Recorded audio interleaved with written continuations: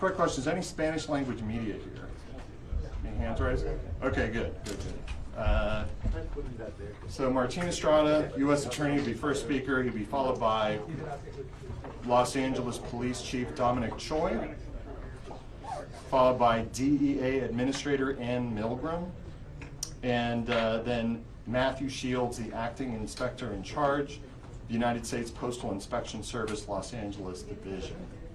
And then the U.S. Attorney will make some remarks in Spanish for Spanish language media, and then we'll take some questions. So we'll be here in a few minutes. Yeah. Once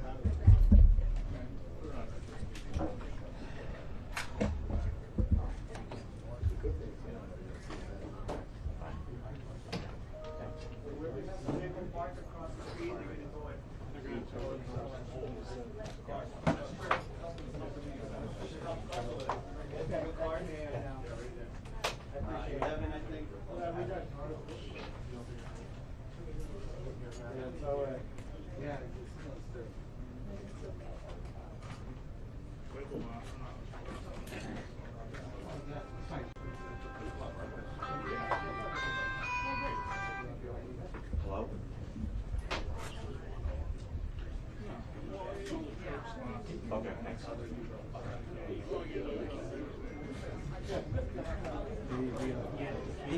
Leo, can you hear me?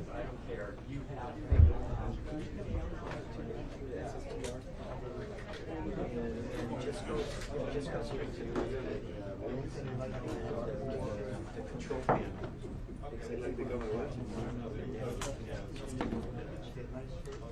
Oh, the thing up here, the Postal.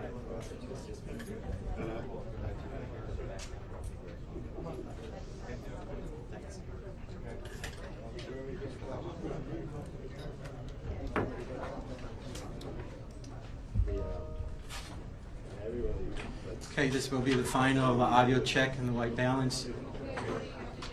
Audio check. 1, 2, 3. 1, 2, 3. Audio check. 1, 2, 3. 1, 2, 3. Audio check. 1, 2, 3. Checking audio. 1, 2, 3. Audio check. 1, 2, 3. Audio check. 1, 2, 3. Checking audio. 1, 2, 3. Audio check. 1, 2, 3.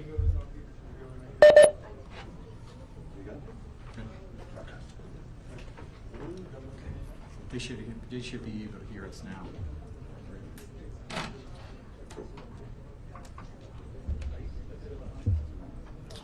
Audio check. 1, 2, 3. Good. Okay.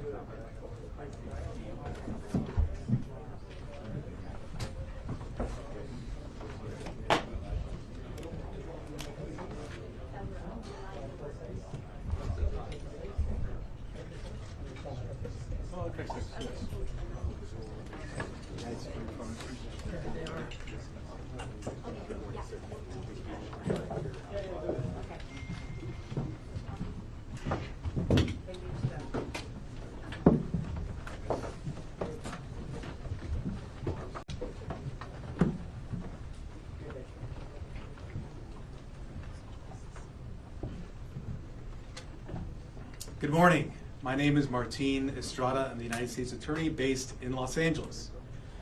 We're here today with our law enforcement partners to announce federal criminal charges related to the death of the actor Matthew Perry. Following Mr. Perry's death in October of last year, law enforcement, my office, and our partners represented on this stage began an in-depth wide-ranging investigation. That investigation has revealed a broad, underground criminal network responsible for distributing large quantities of ketamine to Mr. Perry and others. This network included a live-in assistant, various go-betweens, 2 medical doctors, and a major source of drug supply known as, quote, the ketamine queen. We charged 5 defendants in this matter. These defendants took advantage of Mr. Perry's addiction issues to enrich themselves. They knew what they were doing was wrong. They knew what they were doing was risking great danger to Mr. Perry, but they did it anyways. In the end, these defendants were more interested in profiting off Mr. Perry than caring for his well-being. I'm going to talk about the indictment, the allegations, and the charges in more detail. On October 28, 2023, Mr. Perry was found deceased in his home. An autopsy was conducted following his death. That autopsy showed that he had died due to the acute effects of ketamine. Ketamine is a controlled substance. It has some legitimate uses, but it is also used illegally. It is used by people seeking to disassociate from reality. It can cause serious health effects, serious health problems, including loss of consciousness, including spikes in blood pressure, and including respiratory issues that can deprive the brain of oxygen. For that reason, it is a drug that must be administered by medical professionals, and the patient must be monitored closely. That did not occur here. This investigation focused on who supplied the ketamine to Mr. Perry. As many of you know, Mr. Perry struggled with addiction in the past. And on many occasions, he sought help for his addiction issues. The investigation revealed that in the fall of 2023, Mr. Perry fell back into addiction, and these defendants took advantage to profit for themselves. The 2 lead defendants in this case are defendants Salvador Plasencia and defendant Jasvin Sanya. First, I'll talk about defendant Plasencia. Defendant Plasencia was a medical doctor. He worked with another medical doctor, defendant Mark Chavez, to obtain ketamine. He then worked with Mr. Perry's live-in assistant, defendant Kenneth Iwamasa, to distribute that ketamine to Mr. Perry. Over 2 months, from September to October 2023, they distributed approximately 20 vials of ketamine to Mr. Perry in exchange for $55,000 in cash. Defendant Plasencia saw this as an opportunity to profit off of Mr. Perry. He wrote in a text message in September 2023, quote, "I wonder how much this moron will pay." He also stated in text messages that he wanted to be Mr. Perry's sole source of supply. He wrote in a text message that he wanted to be Mr. Perry's, quote, "go-to for drugs." As a doctor, defendant Plasencia knew full well the danger of what he was doing. In fact, on one occasion, he injected Mr. Perry with ketamine, and he saw Mr. Perry freeze up and his blood pressure spike. Despite that, he left additional vials of ketamine for defendant Iwamasa to administer to Mr. Perry.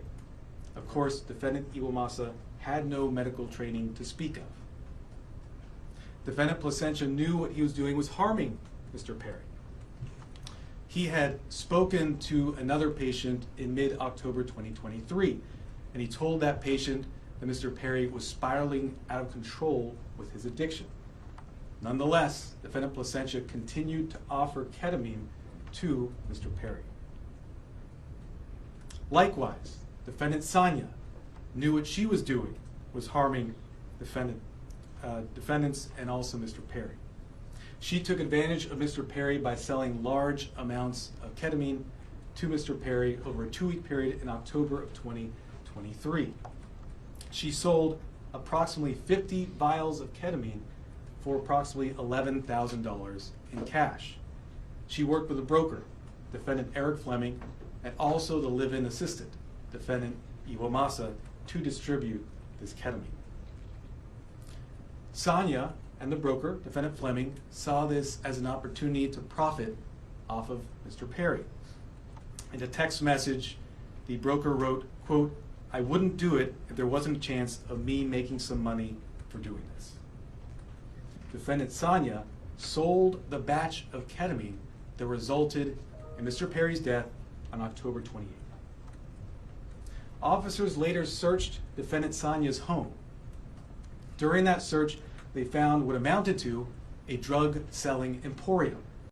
They found 80 vials of ketamine, thousands of pills containing methamphetamine, cocaine, bottles of Xanax and other illegally obtained prescription drugs, and drug-selling paraphernalia including scales and ledgers. As I mentioned, the defendants in this case knew what they were doing was wrong. When they'd refer to the ketamine, they used coded language. They'd refer to it using terms such as, quote, Dr. Pepper, or quote, bots, or quote, cans.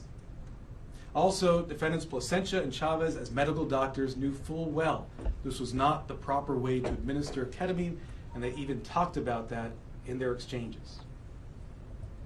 And defendant Sonia also knew that she was doing something that caused great risk to Mr. Perry.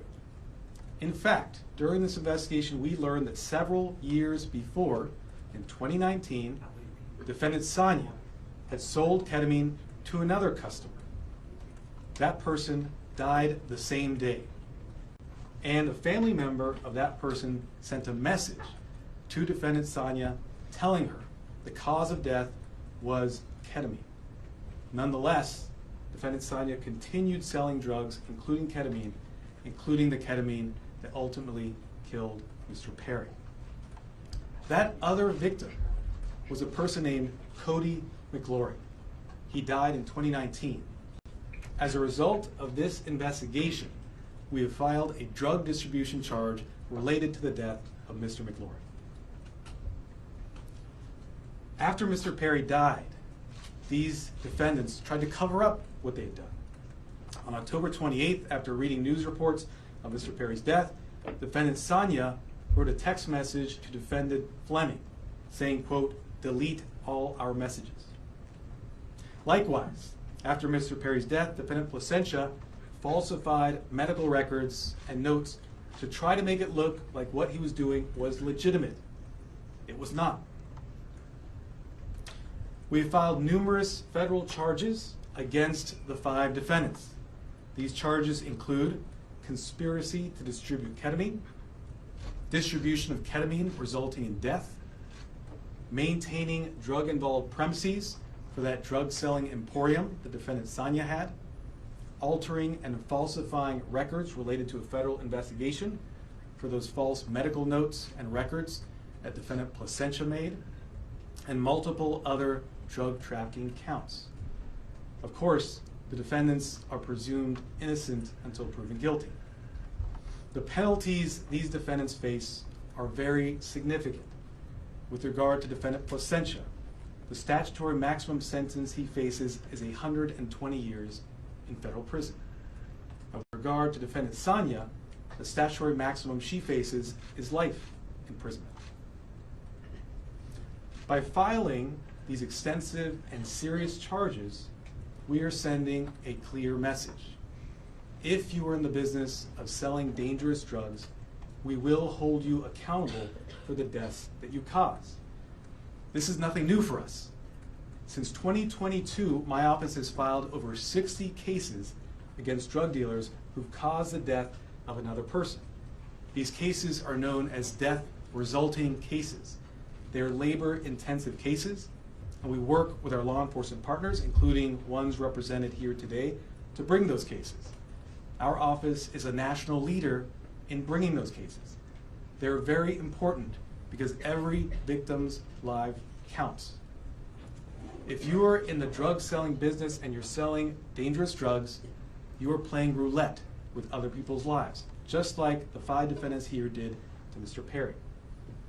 Defendants nowadays are on full notice that the products they sell could result in the death of another person.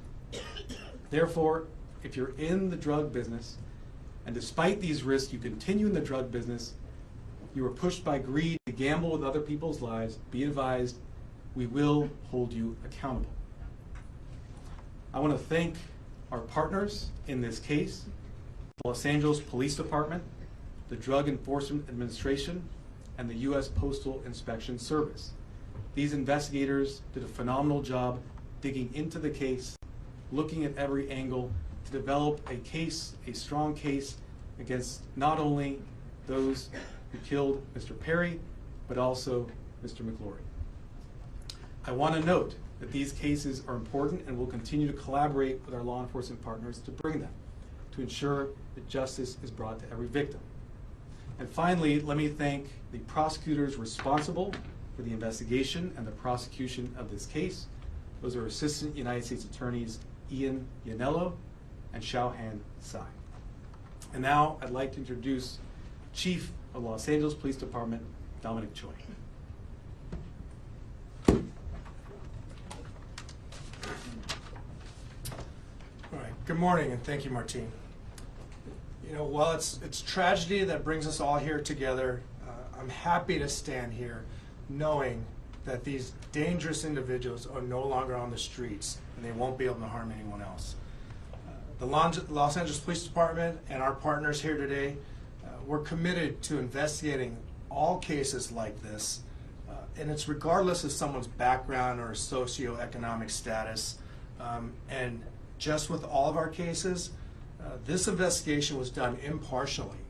We let the facts drive this investigation, and those facts led us to a group of individuals who were responsible for supplying and distributing to Mr. Perry narcotics that led to his unfortunate and untimely death. The group standing here today, it's a prime example how our partnerships and our collaboration can yield meaningful results.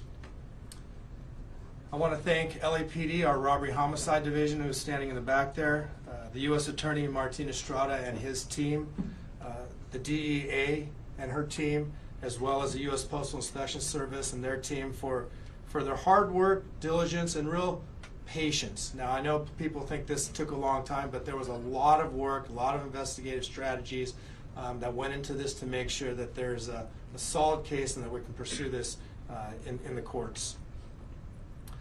Our relationship with our federal partners, it helps us ensure that these criminals will have meaningful sentences and be an example for anyone that is willing to risk or jeopardize distributing and supplying unlawful or narcotics to anyone. And I just really want people to know that that is the message. You cannot get away with this regardless of your background or socioeconomic status. Breaking the law is breaking the law, and you are dangerous and you are jeopardizing lives. So thank you all of my partners for being involved in this and bringing us to where we are at today.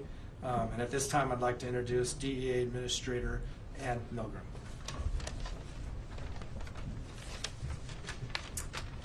Good morning. Today we announce charges brought against 5 individuals who together are responsible for the death of Matthew Perry. Each of the defendants played a key role in his death. They falsely prescribed, sold, or injected the ketamine that caused Matthew Perry's tragic death. In the United States, most forms of ketamine are only approved by the Food and Drug Administration for anesthesia. A nasal spray version is approved for treatment of depression, but only in a certified medical setting. Here, Matthew Perry sought treatment for depression and anxiety and went to a local clinic where he became addicted to intravenous ketamine. When clinic doctors refused to increase his dosage, he turned to unscrupulous doctors who saw Perry as a way to make quick money. Dr. Plasencia and Dr. Chavez violated the oath they took to care for their patients. Instead of do no harm, they did harm so that they could make more money.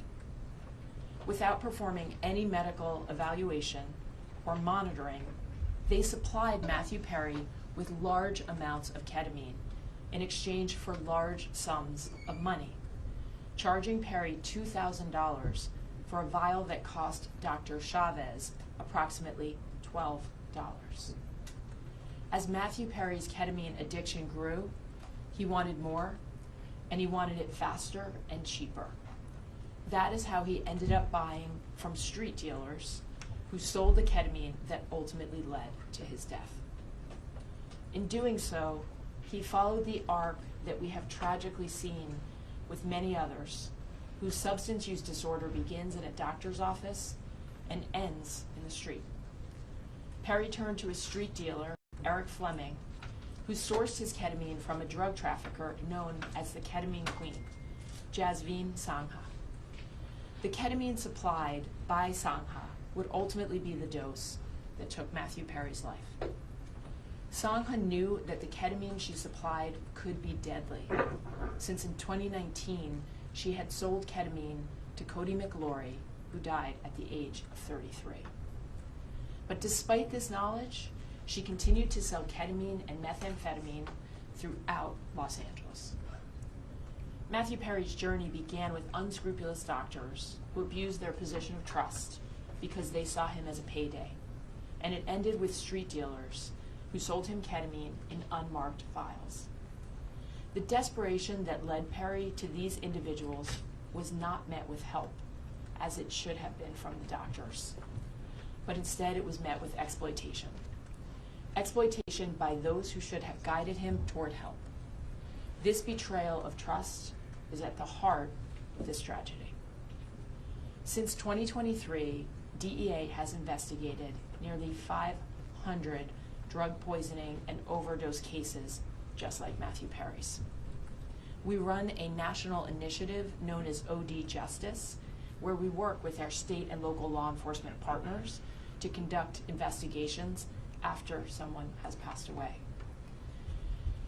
And it is important to note that the national model we today have in every 50 state across the United States is based on the work that started here in Los Angeles. We began this work with our partners in the Los Angeles Police Department and with other local police departments and sheriff's offices in California, in the Los Angeles area, and with the U.S. Attorney's Office. And today it stands as our national model for this critical work. Together, as part of OD Justice, we work to bring justice for the lives that have been lost and to stop others from dying.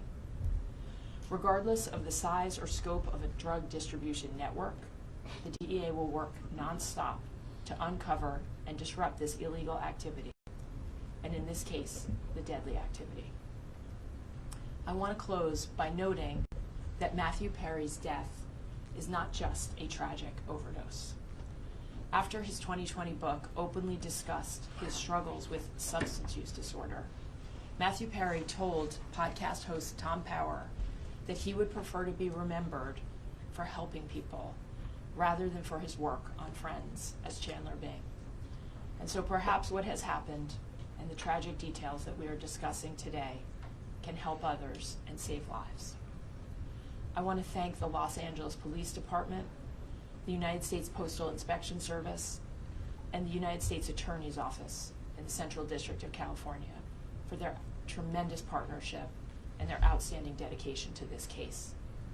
I also have the privilege of serving every single day with the men and women of the DEA, and today I want to particularly recognize the outstanding work of our Los Angeles Field Division, as well as our diversion investigators who tirelessly worked on this case to bring justice to the victims and the families. Thank you. It's now my privilege to introduce Postal Inspector Shields.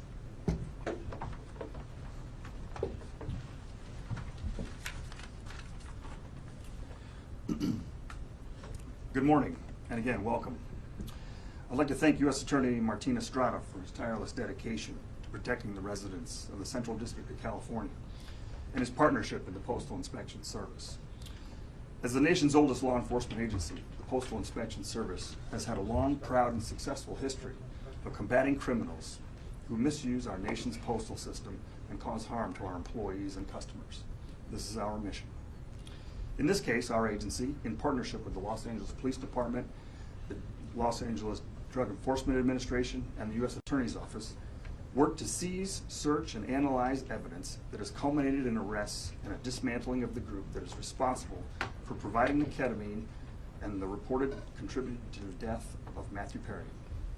In this case, these individuals knowingly and willfully distributed ketamine to Mr. Perry as he struggled to overcome addiction, which ultimately led to Mr. Perry's tragic demise. Unfortunately, every day in this country, families are grieving for their loved ones lost to drug overdoses. We want these families and the American public to know that the Postal Service will not be an unwitting accomplice to anyone using the U.S. mail to distribute illegal drugs or drug paraphernalia. The Inspection Service continues to work tirelessly to rid the mail of illicit drugs, fight drug trafficking and the associated violence, preserve the integrity of the mail, and most importantly, provide a safe environment to postal employees, customers, and the American public. The Postal Inspection Service is turning the tide against drug dealers. Detecting and stopping their shipments is only the beginning. Tracing illegal drugs back to the source and shutting them down is the ultimate mission. Once again, a tremendous thank you to our partners in federal and state and local law enforcement, as well as the U.S. Attorney's Office, for their continued collaboration and hard work in support of this mission. Thank you.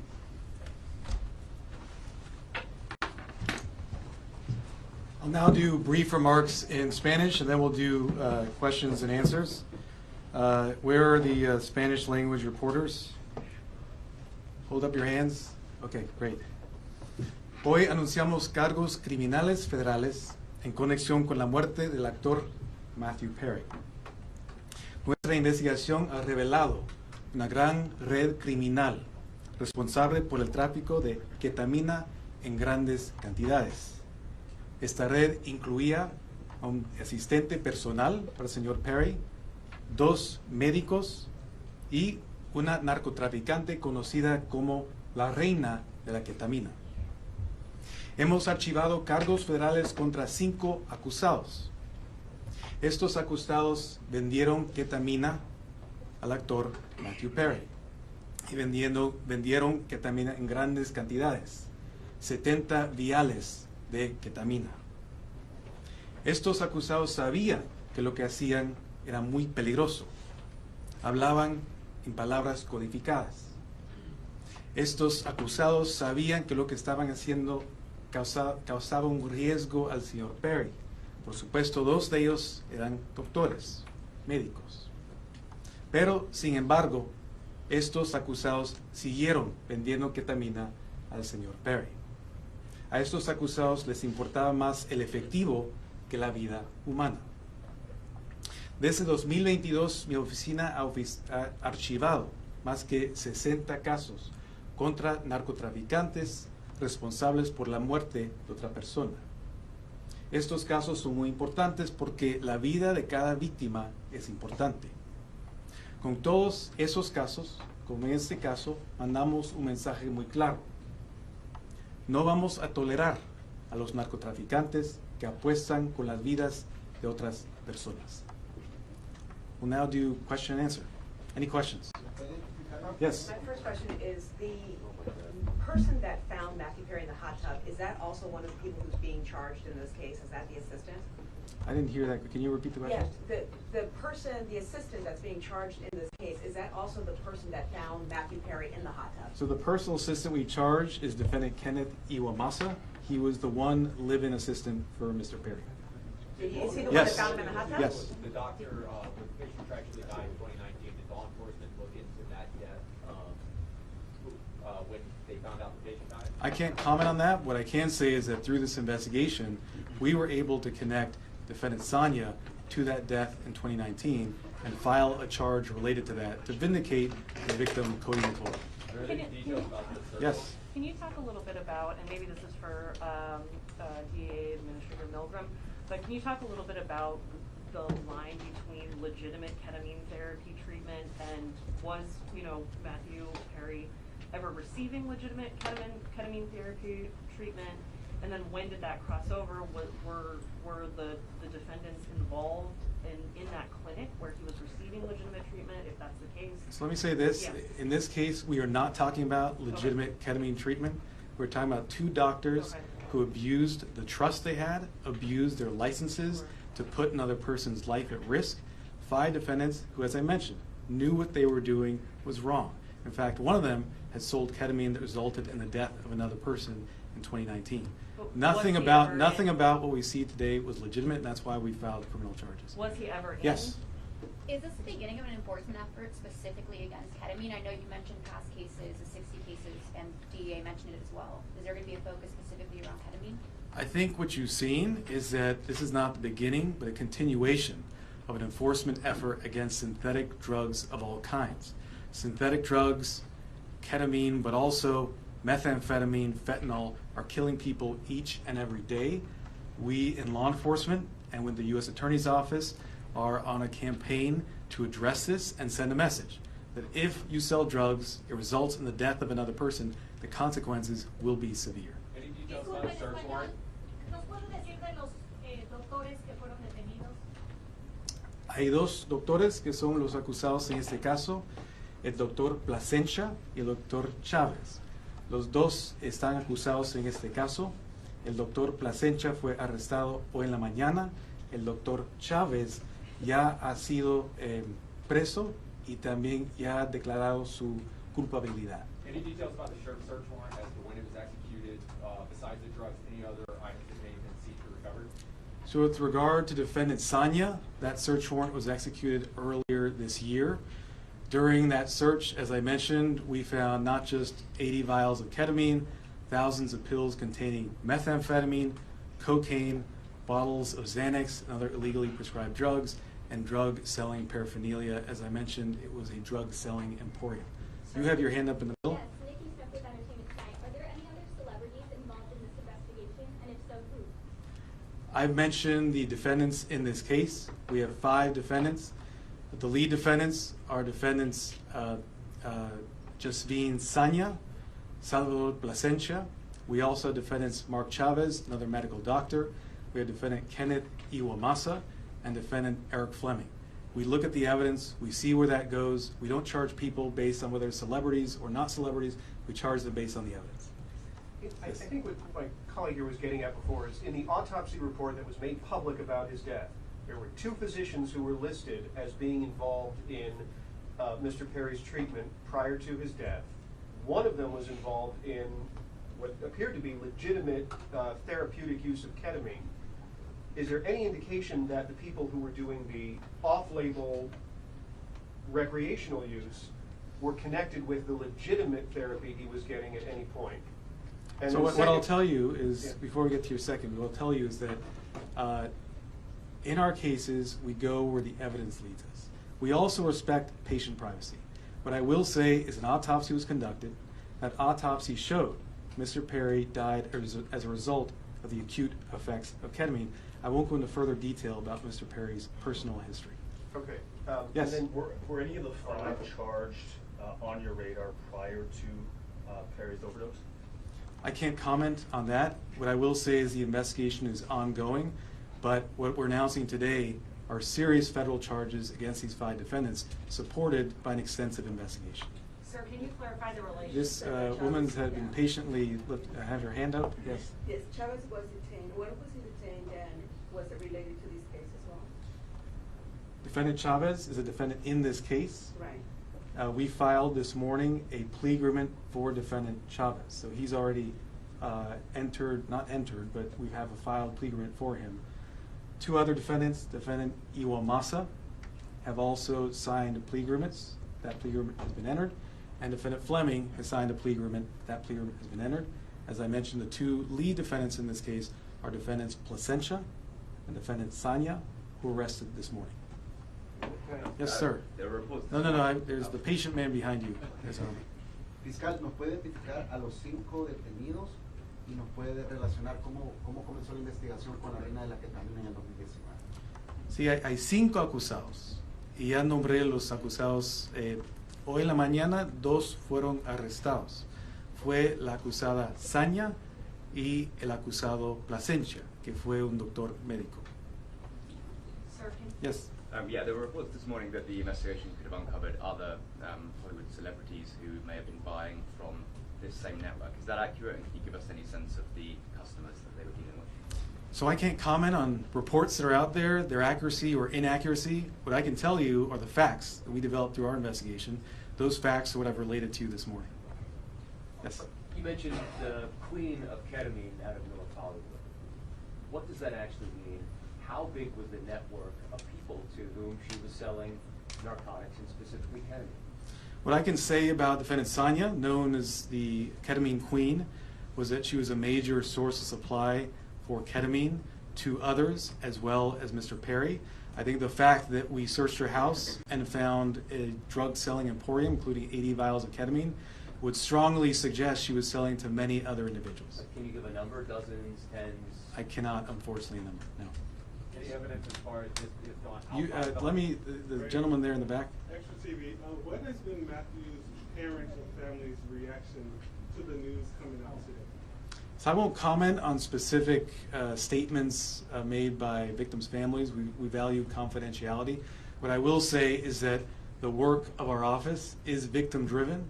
We work with victims, including their families, each and every day, not just on this case, but on all our cases, including the over 60 death-resulting cases I mentioned earlier. We have been in communication, and I will leave it at that. Yes? Hello, sir. Were all the defendants American citizens, and where were they sourcing their drugs? What I can say is that all the defendants, actually I can't comment on citizenship at this time. I can't comment on the sourcing either. I've given you the facts in terms of the drug selling. Yes, sir. With regard to the death of Mr. McClure, the other victim, you see that his death was also a ketamine overdose. Is that investigation into his death linked to the investigation with Perry, or was it only after the death of Perry that you realized the link with Mr. McClure's death? Sure. It was through the investigation in this case, as the investigators did a thorough job, followed every lead, pulled every string to see what had occurred. They learned about the extent of defendant Sonia's criminal conduct and learned about the sale in 2019. And because of that investigation, we have filed a charge related to the death of victim McClure. And that's important because we want to vindicate all victims who suffered these types of tragedies. So how much? I'll do 2 more questions. How much reason to believe that the so-called queen of ketamine is linked to any more deaths? Any more investigations and any more possible that she could be linked to? I think, as I've mentioned, we've linked her to sales of ketamine, which resulted in at least 2 deaths. We searched her home. We found a drug-selling emporium. I can't comment. I can't speculate on things such as what you're suggesting. I will say, in this case, she is facing very significant federal charges, including a charge that carries a 10-year mandatory minimum sentence. Yes, sir. Were these 5 continuing to sell ketamine or other drugs after Perry's death? I can't comment on that in terms of where they were selling. No, in terms of afterwards, were they What I can say is that we searched the home of one of the defendants following Mr. Perry's death. She had 80 vials of ketamine, thousands of pills of methamphetamine, cocaine, bottles of Xanax. Thank you very much. Appreciate it. Can you just clarify the relation? Really, did the doctors work with the street dealers specifically, or was that a separate sale of ketamine, or were they connected? So last question, because you've been so patient. We charge a conspiracy here. The conspiracy is against all 5 defendants for selling ketamine to Mr. Perry. Thank you so much. All right.